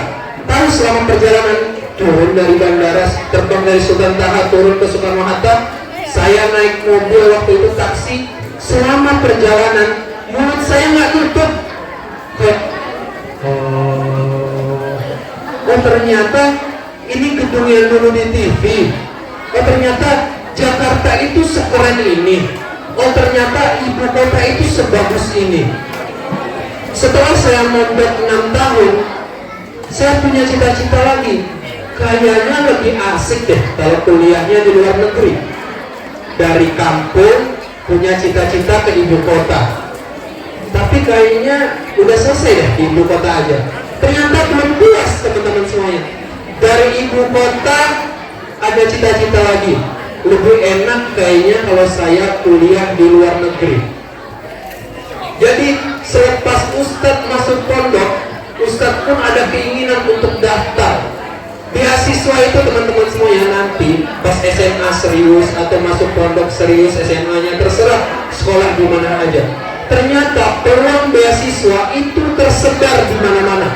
Teman-teman tinggal nyari aja, buka Google, beasiswa Mesir, beasiswa Madinah, beasiswa Mekah, beasiswa ke Eropa, beasiswa ke Malaysia, Brunei. Ternyata banyak teman-teman semuanya. Mulainya dari kapan? Dari sekarang belajarnya. Kalau emang ke Eropa, berarti yang dipelajari sekarang bahasa Inggris, bukan bahasa Jambi. Ya. Kalau emang niatnya ke Timur Tengah, ke Arab, berarti yang dipelajari bahasa Arab. Bahasa Arab, ya teman-teman. Semua beasiswa yang buka, Ustadz coba tes. Ke Eropa Ustadz tes, ke Timur Tengah Ustadz tes, ke Malaysia, Brunei Ustadz tes, semua beasiswa Ustadz tes. Pas lihat persyaratan, ternyata di situ ada ijazah minimal itu jayyid jiddan, bahasa kitanya baik sekali, ya. Jadi ada standar cukup, makbul, ada baik itu jayyid, baik sekali itu jayyid jiddan. Ada lagi di atasnya mumtaz. Bahasa Indonesia apa mumtaz itu? Berarti sempurna. Sangat baik lagi di atas jayyid jiddan. Iya. Jadi Ustaz lihat syaratnya pas SMA itu. Oh ternyata kalau mau daftar beasiswa nilainya itu minimal sangat baik atau baik. Oke, Ustaz harus semangat. SMA nilainya nggak boleh di bawah sangat baik atau di bawah baik. Nilainya harus baik biar bisa dapat beasiswa. Setelah itu baca lagi. Kalau di Mesir itu harus ada hafalan Quran. Kalau di Eropa itu harus ada tes TOEFL namanya. Ada banyak persyaratan. Jadi dari jauh-jauh hari Ustaz coba. Oh ternyata ke Mesir itu harus ada hafalan Al-Quran. Setelah Ustaz mondok 6 tahun, Ustaz mondok lagi tahfiz. Udah 6 tahun di penjara di pesantren. Makannya setiap hari sate. Enak kan? Sayur tempe. Ya. Makannya setiap hari sate di pondok pesantren. Habis itu dikurung 6 tahun, apakah Ustaz puas? Tidak. Ternyata habis pondok pesantren Ustaz mau lagi pondok tahfiz. Pertama kali masuk ke pondok tahfiz, coba buat hafal Quran, seharian Ustaz nangis. Ya Allah, gimana lagi nih cara hafal Al-Quran? Al-Quran itu tebal ya teman-teman semua. Berapa juz? Berapa surat? 100 surat. Terus Ustaz bilang, ini sanggup nggak ya hafal Quran setebal ini? Banyak Quran itu 114 surat, 30 juz berlembar-lembar. Hari pertama Ustaz nangis teman-teman semuanya. Nggak ada yang masuk satupun. Dari alif lam mim sampai ulaika humul muflihun. Halaman selanjutnya innal ladzina kafaru sawa'un 'alaihim. Itu nggak masuk lagi. Ustaz nangis malaman di pondok tahfiz. Kenapa ya? Berat banget. Kok nggak mau masuk? Tinggal klik masuk ke otak, setor selesai. Nangis. Terus Ustaz ngeluh ke muhafiznya, ke guru setorannya. Ustaz, kenapa ya saya udah menghafal? Hafal atas lupa bawah. Pas hafal bawah lupa tengah. Pas udah ingat tengah bawah yang atas lupa. Kenapa ya Ustaz, susah banget. Sampai dulu di pondok pas setoran Ustaz juga susah. Apa ya susah banget ngapal kayaknya. Teman-teman di sini nggak ada setoran? Hah?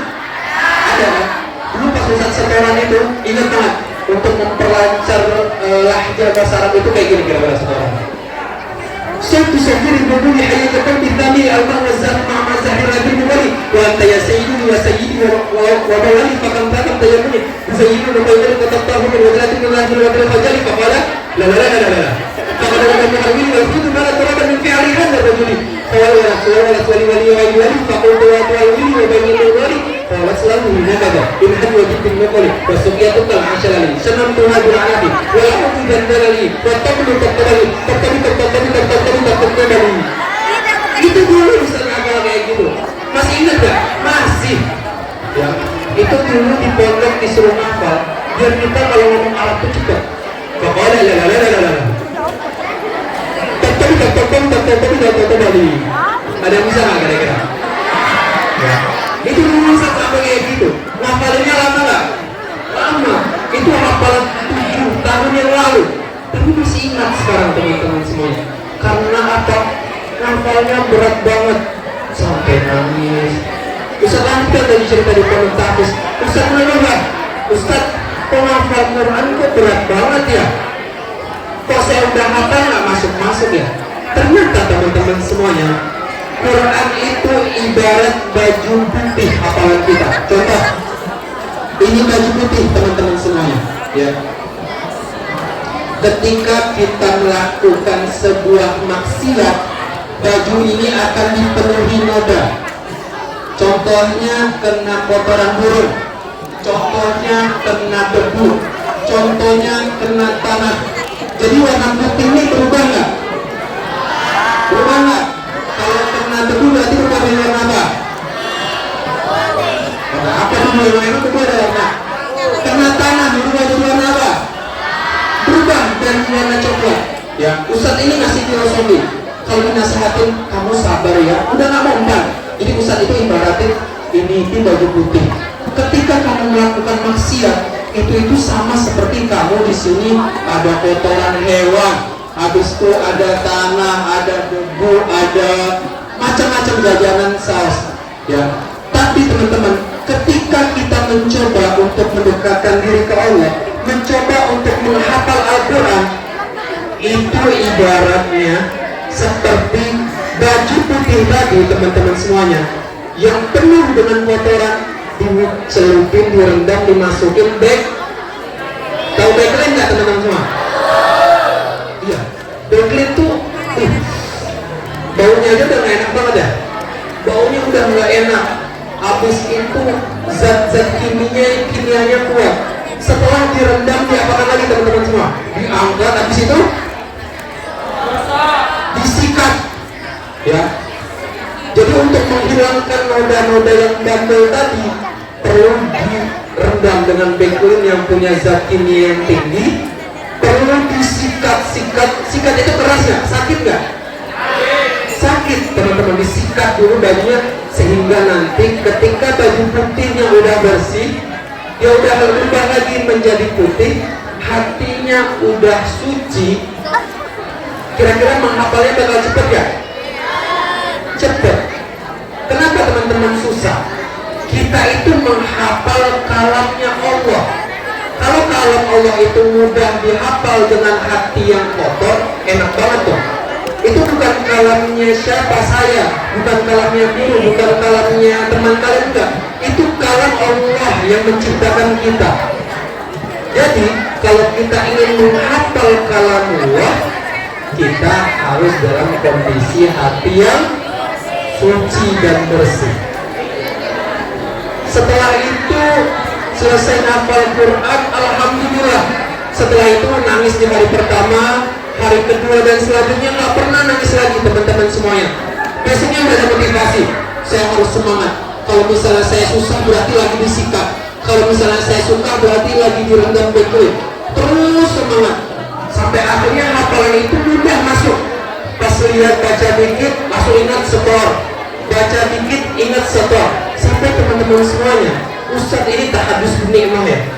Gak nyangka pernah suatu ketika Ustadz sehari hafal 1 juz Al-Quran.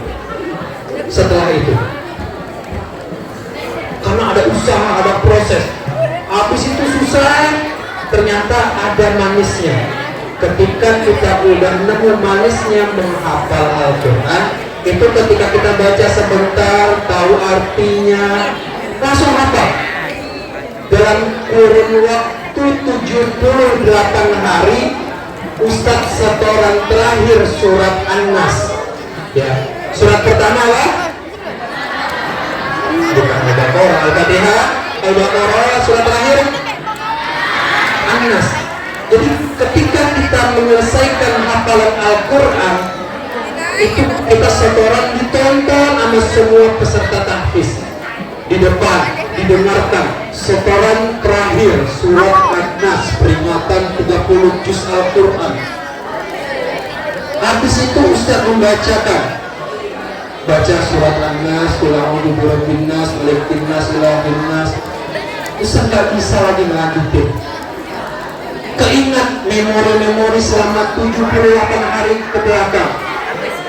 Berat banget ya hafal Al-Quran, nangis setiap hari. Habis itu Ustadz itu tidurnya jam 11, bangunnya jam 3 di pondok tahfiz. 78 hari seperti itu. Besok ngapain? Setoran. Besok ngapain? Setoran. Nanti pagi ngapain? Ngapal. Siang ngapain? Ngapal. Sore ngapain? Ngapal. Malam ngapain? Ngapal. 78 hari, hampir 80 hari. Terus-terusan. Sehari tidurnya sekitar 4 atau 5 jam, teman-teman semua. Ternyata kuncinya adalah ketika kita mengharapkan sesuatu, harus disesuaikan dengan usaha kita juga.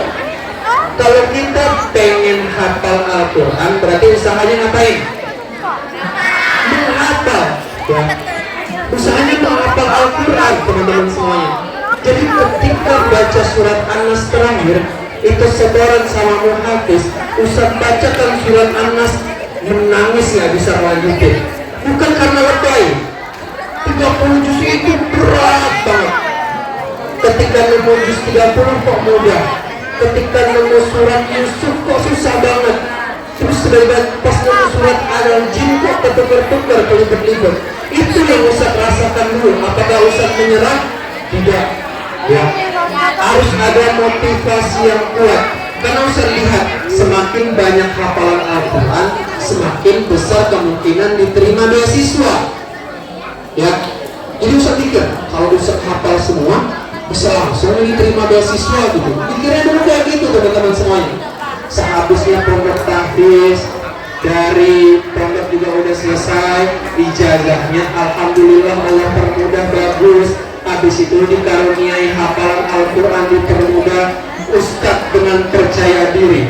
Ada mahfuzat yang menyebutkan man arafa bu'da sabari ista'adda. Barang siapa yang tahu jauhnya perjalanan, maka hendaklah dia bersiap-siap. Kalau teman-teman itu pengen nanti perjalanan ujungnya adalah ke Eropa, ke Mesir, ke pondok, jadi atlet sepak bola, jadi apapun, jadi artis, jadi apapun itu, tapi teman-teman gak persiapkan, itu sia-sia. Jadi man arafa bu'da safari ista'adda. Kalau teman-teman tahu jauhnya perjalanan, hendaklah kita sekarang bersiap-siap. Ustaz percaya diri, kayaknya bisa nih tes ke Mesir. Dibukalah beasiswa. Yang daftar ada yang dari SMA, teman Ustaz, ada yang dari MA, ada yang dari SMK, ada yang dari pondok tahfiz, pondok modern, pondok salafi, pondok kitab kuning dan lain-lain. Semua yang daftar. Pendaftaran beasiswa di tahun itu berjumlah 2.800 orang yang ikut. Ya. Jadi yang ikut itu 2.800 orang pengen ikut beasiswa ke Mesir waktu itu. Setelah itu proses beasiswanya itu menulis esai, teman-teman semuanya. Dikasih judul, contoh judulnya berbakti kepada orang tua atau menghormati guru. Ditulis dengan bahasa Arab. Ya, waktu itu saya ngambil judulnya namanya Tasamuh, tentang toleransi. Nulis esai, dikumpulkan seleksi 2.800 orang yang ngumpulin esai. Ustaz tuh mikir, kayaknya ini nggak bakal keterima deh. Yang daftar ada kan jumlahnya 2.840 berapa banyak banget yang daftar, yang ngumpulin esai, yang ngumpulin tulisan, dikirim lewat email. Habis itu Ustadz udah gak percaya diri, ini mah pasti ketolak. Orang yang daftar dari semua provinsi, dari semua kalangan, dari semua umur. Habis itu tuh ternyata teman-teman, Ustadz dapat jatah bejo, dapat jatah beruntung, dipermudah oleh Allah. Dari 2.800 orang yang daftar beasiswa, masuk ke tahap selanjutnya, tahap wawancara. Berapa kira-kira dari 2.800 wawancara? Tebak. 1.000, ada lagi 500, ada lagi 100, 50. Ternyata teman-teman semua yang ikut seleksi ngumpulin tulisan tangan tadi 2.800 orang, diseleksi masuk ke tahap wawancara berapa? Cuma 60 orang. Kebayang nggak? 2.800 daftar, ngirim tulisan, habis itu yang diambil buat wawancara cuma 60 orang. 100 enggak, setengahnya deh, 1.400 enggak, 1.000 deh enggak, ya udah 500 enggak, 100 enggak, 60 dari 2.800 masuk ke wawancara. Ternyata pas Ustadz lihat di email, selamat kamu masuk ke tahap wawancara. Terus saya mikir, ini beneran kayak gini-gini, keterima ke wawancara. Habis itu pas lihat materi wawancaranya, ternyata yang wawancara langsung dari Mesir, dubes Mesir yang ada di Indonesia yang wawancara. Ustadz datang ke kedutaan Mesir yang ada di Jakarta wawancara. 60 orang datang wawancara ke dubes Mesir, teman-teman semuanya. Ternyata pas Ustadz ke sana, yang Ustadz tahu bahasa Arabnya itu apa kabar, apa bahasa Arabnya? Kaifah halu. Ustadz kira nanti dia bakal ngomong bahasa Arab yang Ustadz ajarin.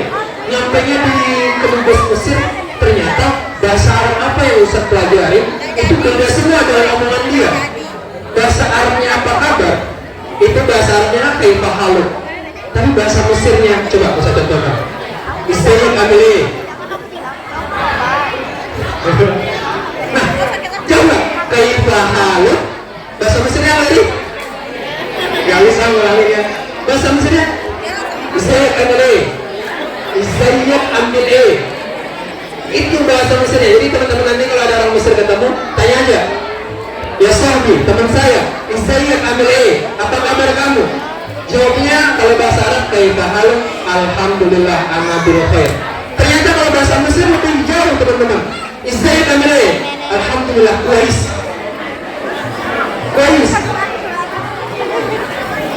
Jadi pas saya itu wawancara, dengar orang Mesir ngomong, wah ini kok bahasa Arabnya beda ya. Isayyak ambil ya sahbi ya basya ya kapten, ana roh hina min bahasa Indonesia yani. Kita baru lagi. Dia ngomong apa? Dia ngomong panjang lebar. Ustadz itu sampai bingung, kenapa bahasanya kayak gini? Indah ya basya kita nih, ana mش عايز dia. Kita baik من هنا انت روح جاي من اندونيسيا الى مصر يعني بعين من هنا وانت تتكلم اللي كنت انا مش فاهم كل حاجه موجوده. Nah apa tuh kira-kira? Itu orang Mesir ngomongnya kayak gitu. Aku bahasa Arab Ustaz pelajarin, kok berubah? Ustaz kasih tahu satu kosakata. Bahasa Arab dekat itu apa? Iza sa'alaka ibadi anni fa inni qarib. Dekat itu bahasa Arabnya qarib. Tapi di Mesir teman-teman semuanya, kof itu diganti dengan hamzah. Jadi yang sebelumnya bahasa Arabnya qarib, bahasa Mesirnya jadi quraib. Ya, bayangin, setiap huruf kof itu berubah jadi hamzah. Quraib min hina, qarib min huna, dekat dari sini. Bahasa Mesirnya quraib min hina, dekat dari sini. Jauh. Huruf jinnya berubah jadi go. Yang itu bisa bayarin susah banget. Kenapa bahasa Mesir sesuka ini? Dia ngomongnya itu kayak orang kumur-kumur. Kayak tadi Ustaz contohin, kumur-kumur. Kita fahim wala? Ana musyrahi masahibi. Kita min ain yani? Ana min Indonesia. So kita min Indonesia, utasabbani ya sahabi. Utasabbani, kamu percaya saya enggak? Itu jauh berubah dari kata-kata yang selama ini kita bayarin teman-teman semuanya. Habis itu wawancara, Ustaz pun berusaha. Dia ngomongnya cepat, wawancara pakai bahasa Mesir. Ustaz bilang dengan bahasa Arab Ustaz yang masih polos, yang masih rendah, ya Ustaz, mahlan. Mahlan itu apa? Mahlan, saya punya sahlan. Artinya adalah Ustaz pelan-pelan. Karena dengan pelan-pelan itu akan mudah. Kalau kamu ngomongnya cepat, saya nggak paham kamu ngomong apa, bahasa alien mana. Ya, jadi waktu itu alhamdulillah Ustaz bilang birrohat, mahlan, zaitun, nasar. Akhirnya wawancaranya waktu itu pakai bahasa Arab yang Ustaz pelajari. Karena Ustaz bilang Ustaz nggak bisa bahasa Mesir. Udahlah, dari 60 orang yang wawancara, kira-kira yang lolos berapa teman-teman semua? Berapa? 60.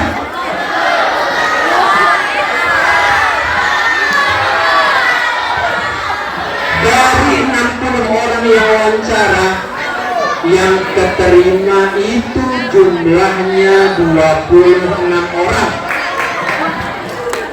Bayangin, 26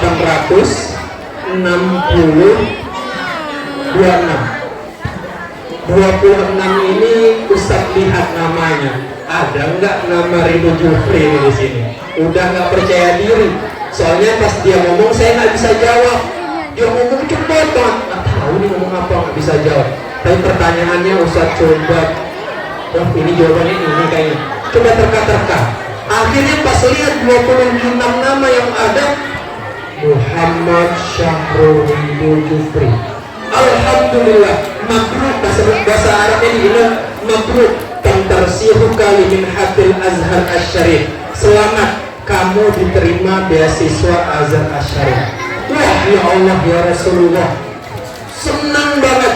Jadi waktu itu Ustaz lagi di pinggir jalan, lihat dari HP, Ustaz sujud di aspal. Bayangin, orang juga bingung ngeliat naik motor. Ini orang kesambut apa ya sujud di aspal? Saking senangnya teman-teman semuanya, keterima beasiswa ke Mesir. Langsung kayak, alhamdulillah, saya harus apa nih? Saya. Orang saking senang dan panik, keterima 26 orang yang masuk. Langsung setelah itu Ustaz lihat yang dapat beasiswa ini apa aja sih yang didapati. Pertama, tiket pesawat 3 kali. Pertama kali berangkat. Yang kedua, di tengah-tengah. Nah, sekarang Ustaz lagi ngambil tiket di tengah-tengah. Jadi yang pertama, pas pertama kali Ustaz berangkat, habis itu liburan tengah-tengah, kan sekolah itu kuliah ada 4 tahun. Berarti kalau tengah-tengah, setelah tahun kedua pulang ke sini di tengah-tengah. Habis itu nanti pas Ustaz 2 tahun lagi insya Allah minta doanya Ustaz lulus LC Al-Azhar, dikasih tiket lagi pulang buat balik ke Indonesia. Fasilitas tiket. Habis itu Ustaz mikir, oh kayaknya di sana perlu nyari rumah. Oh ternyata udah ada asrama beasiswa di sana. Tetangga Ustaz di sana, Ustaz kasih tahu, ada yang kulitnya putih banget, ada yang kulitnya hitam banget. Yang kulitnya putih itu ada dari Afghanistan, ada dari Cina, habis itu ada dari Palestina. Negara-negara sana itu ada, India, Afghanistan, Bangladesh itu ada. Yang hitam tahulah orang mana.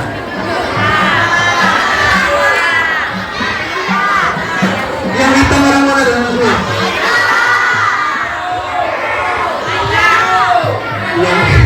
Yang hitam itu orang Afrika, orang Sudan, ya.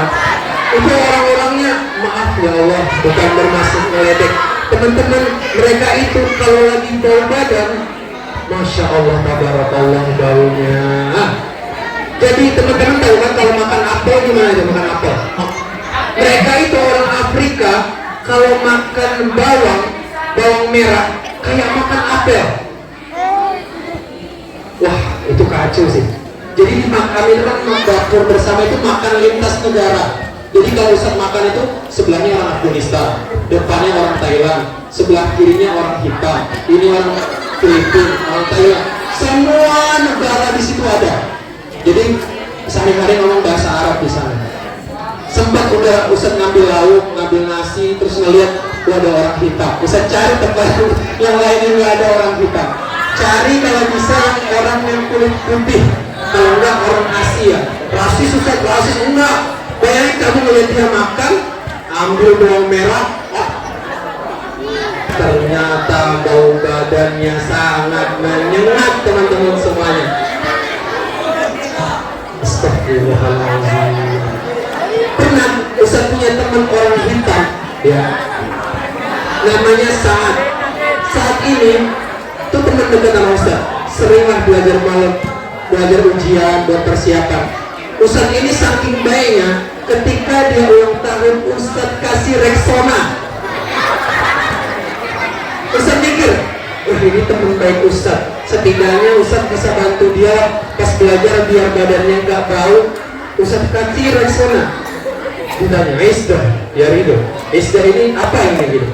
Di Indonesia, ini baik. Ini saya bawa dari Indonesia jauh-jauh. Ini buat kamu. Ustaz kasih tahu cara makainya. Nih, nanti kamu habis mandi. Nah, ini gunanya buat apa? Biar badan kamu nggak bau. Emang badan saya bau? Dalam hati Ustaz, pakai nanya lagi. Mana kalau dibilangin takut nyakitin hati. Ternyata mereka itu mandinya 3 hari sekali. Sudah. Nah, gunanya Ustaz tinggal di asrama beasiswa itu, Ustaz tinggal dengan berbagai macam negara. Oh berarti negara ini orangnya gini, negara ini orangnya gini. Tahu teman-teman yang paling bersih orang mana? Yang paling bersih itu orang Indonesia. Cuman orang Indonesia yang mandi itu minimal sehari berapa kali? 2 kali, pagi dan sore. Orang Tantan, orang Afghanistan, orang yang kulit-kulitnya putih bersih itu mandi sehari sekali. Tak beda. Tapi udah biasa. Cuma orang Indonesia yang keringat lagi mandi, pagi bangun tidur mandi, siang habis sekolah kepanasan mandi, malam mandi. Itu orang Indonesia yang paling bersih. Pas Ustaz sadar, orang hitam pas Ustaz saya tanya, kamu mandi seminggu berapa kali? Ya takriban talata yang wahid taman. 3 hari itu cuma sekali mandi. Wah kacau nih, pantesan bau tekik. Bau banget orang-orang hitam. Nah setelah itu saya tahu bahwa sekamarnya sama orang Indonesia. Alhamdulillah. Ustaz dapat sekamar sama orang Pekalongan. Jadi pas setiap pagi dia teleponan sama orang tuanya, kita ini bahasa Jambi, bahasa kita ya, bahasa Melayu. Kita dengan orang Jawa ngomong pripun halus. Tapi pas kita telepon, halo Pak, cuman kabarnya? Besar ini kayak besarnya ngomong. Emang kayak gini di Sumatera, emang kayak gimana? Bu Nengdi, pripun kabarin? Alhamdulillah mugo-mugo sing milo acara iki butuh kabeh pertama surga. Amin. Amin aja ya. Artinya semoga yang ikut acara ini semuanya masuk ke dalam surganya Allah. Itu dapat sekamar sama orang Pekalongan, sopan, segala macam teman-teman semuanya. Alhamdulillah. Setelah itu Ustaz itu makannya di Mesir cuma ada 2 lauk, ayam sama daging. Jadi kalau hari ini siangnya ayam, malamnya daging. Besok tinggal diganti, siangnya daging, malamnya ayam. Setiap hari makannya ayam daging, ayam daging, ayam daging. Pertama Ustaz kesana senang, wah makannya enak nih ayam sama daging. Tapi kira-kira kalau sebulan makan ayam daging terus enak gak? Setiap hari lauknya apa? Ayam. Besok lauknya apa? Daging. Besok ntar malam apa? Ayam, daging, ayam, daging. Sampai Ustaz jauh-jauh ke Mesir, yang Ustaz cari apa? Tempe. Jauh nih kuliah ke Mesir, nyari ada tempe nggak? Yang dicari itu tempe. Jadi ternyata hikmahnya, sesuatu itu akan terasa berharganya kalau kita udah jauh. Sekarang teman-teman masih dekat sama orang tua, di rumah setiap hari. Suatu saat teman-teman bakal merantau, kuliah, atau di mana kuliahnya jauh dari orang tua, baru terasa ternyata berharganya itu pas deket sama mama. Apa-apa dimasakin, deket sama papa, kemana-mana dianterin. Nanti itu kerasa berharganya kalau kita udah jauh dari rumah. Singkatnya begitu.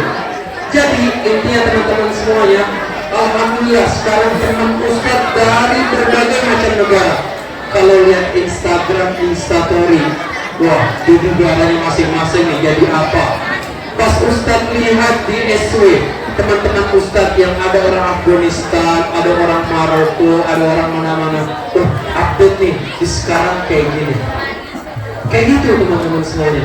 Jadi kalau kita pengen hasil yang memuaskan, kita pengen sukses, kita harus persiapan yang matang teman-teman semuanya. Ya. Tak terasa udah 1 jam lebih Ustadz ngomong di depan. Ya, 1 jam lebih. Insya Allah Ustadz bakal berangkat ke Mesir lagi minggu depan. Ya, Ustadz bakal ke Mesir lagi minggu depan. Ikut?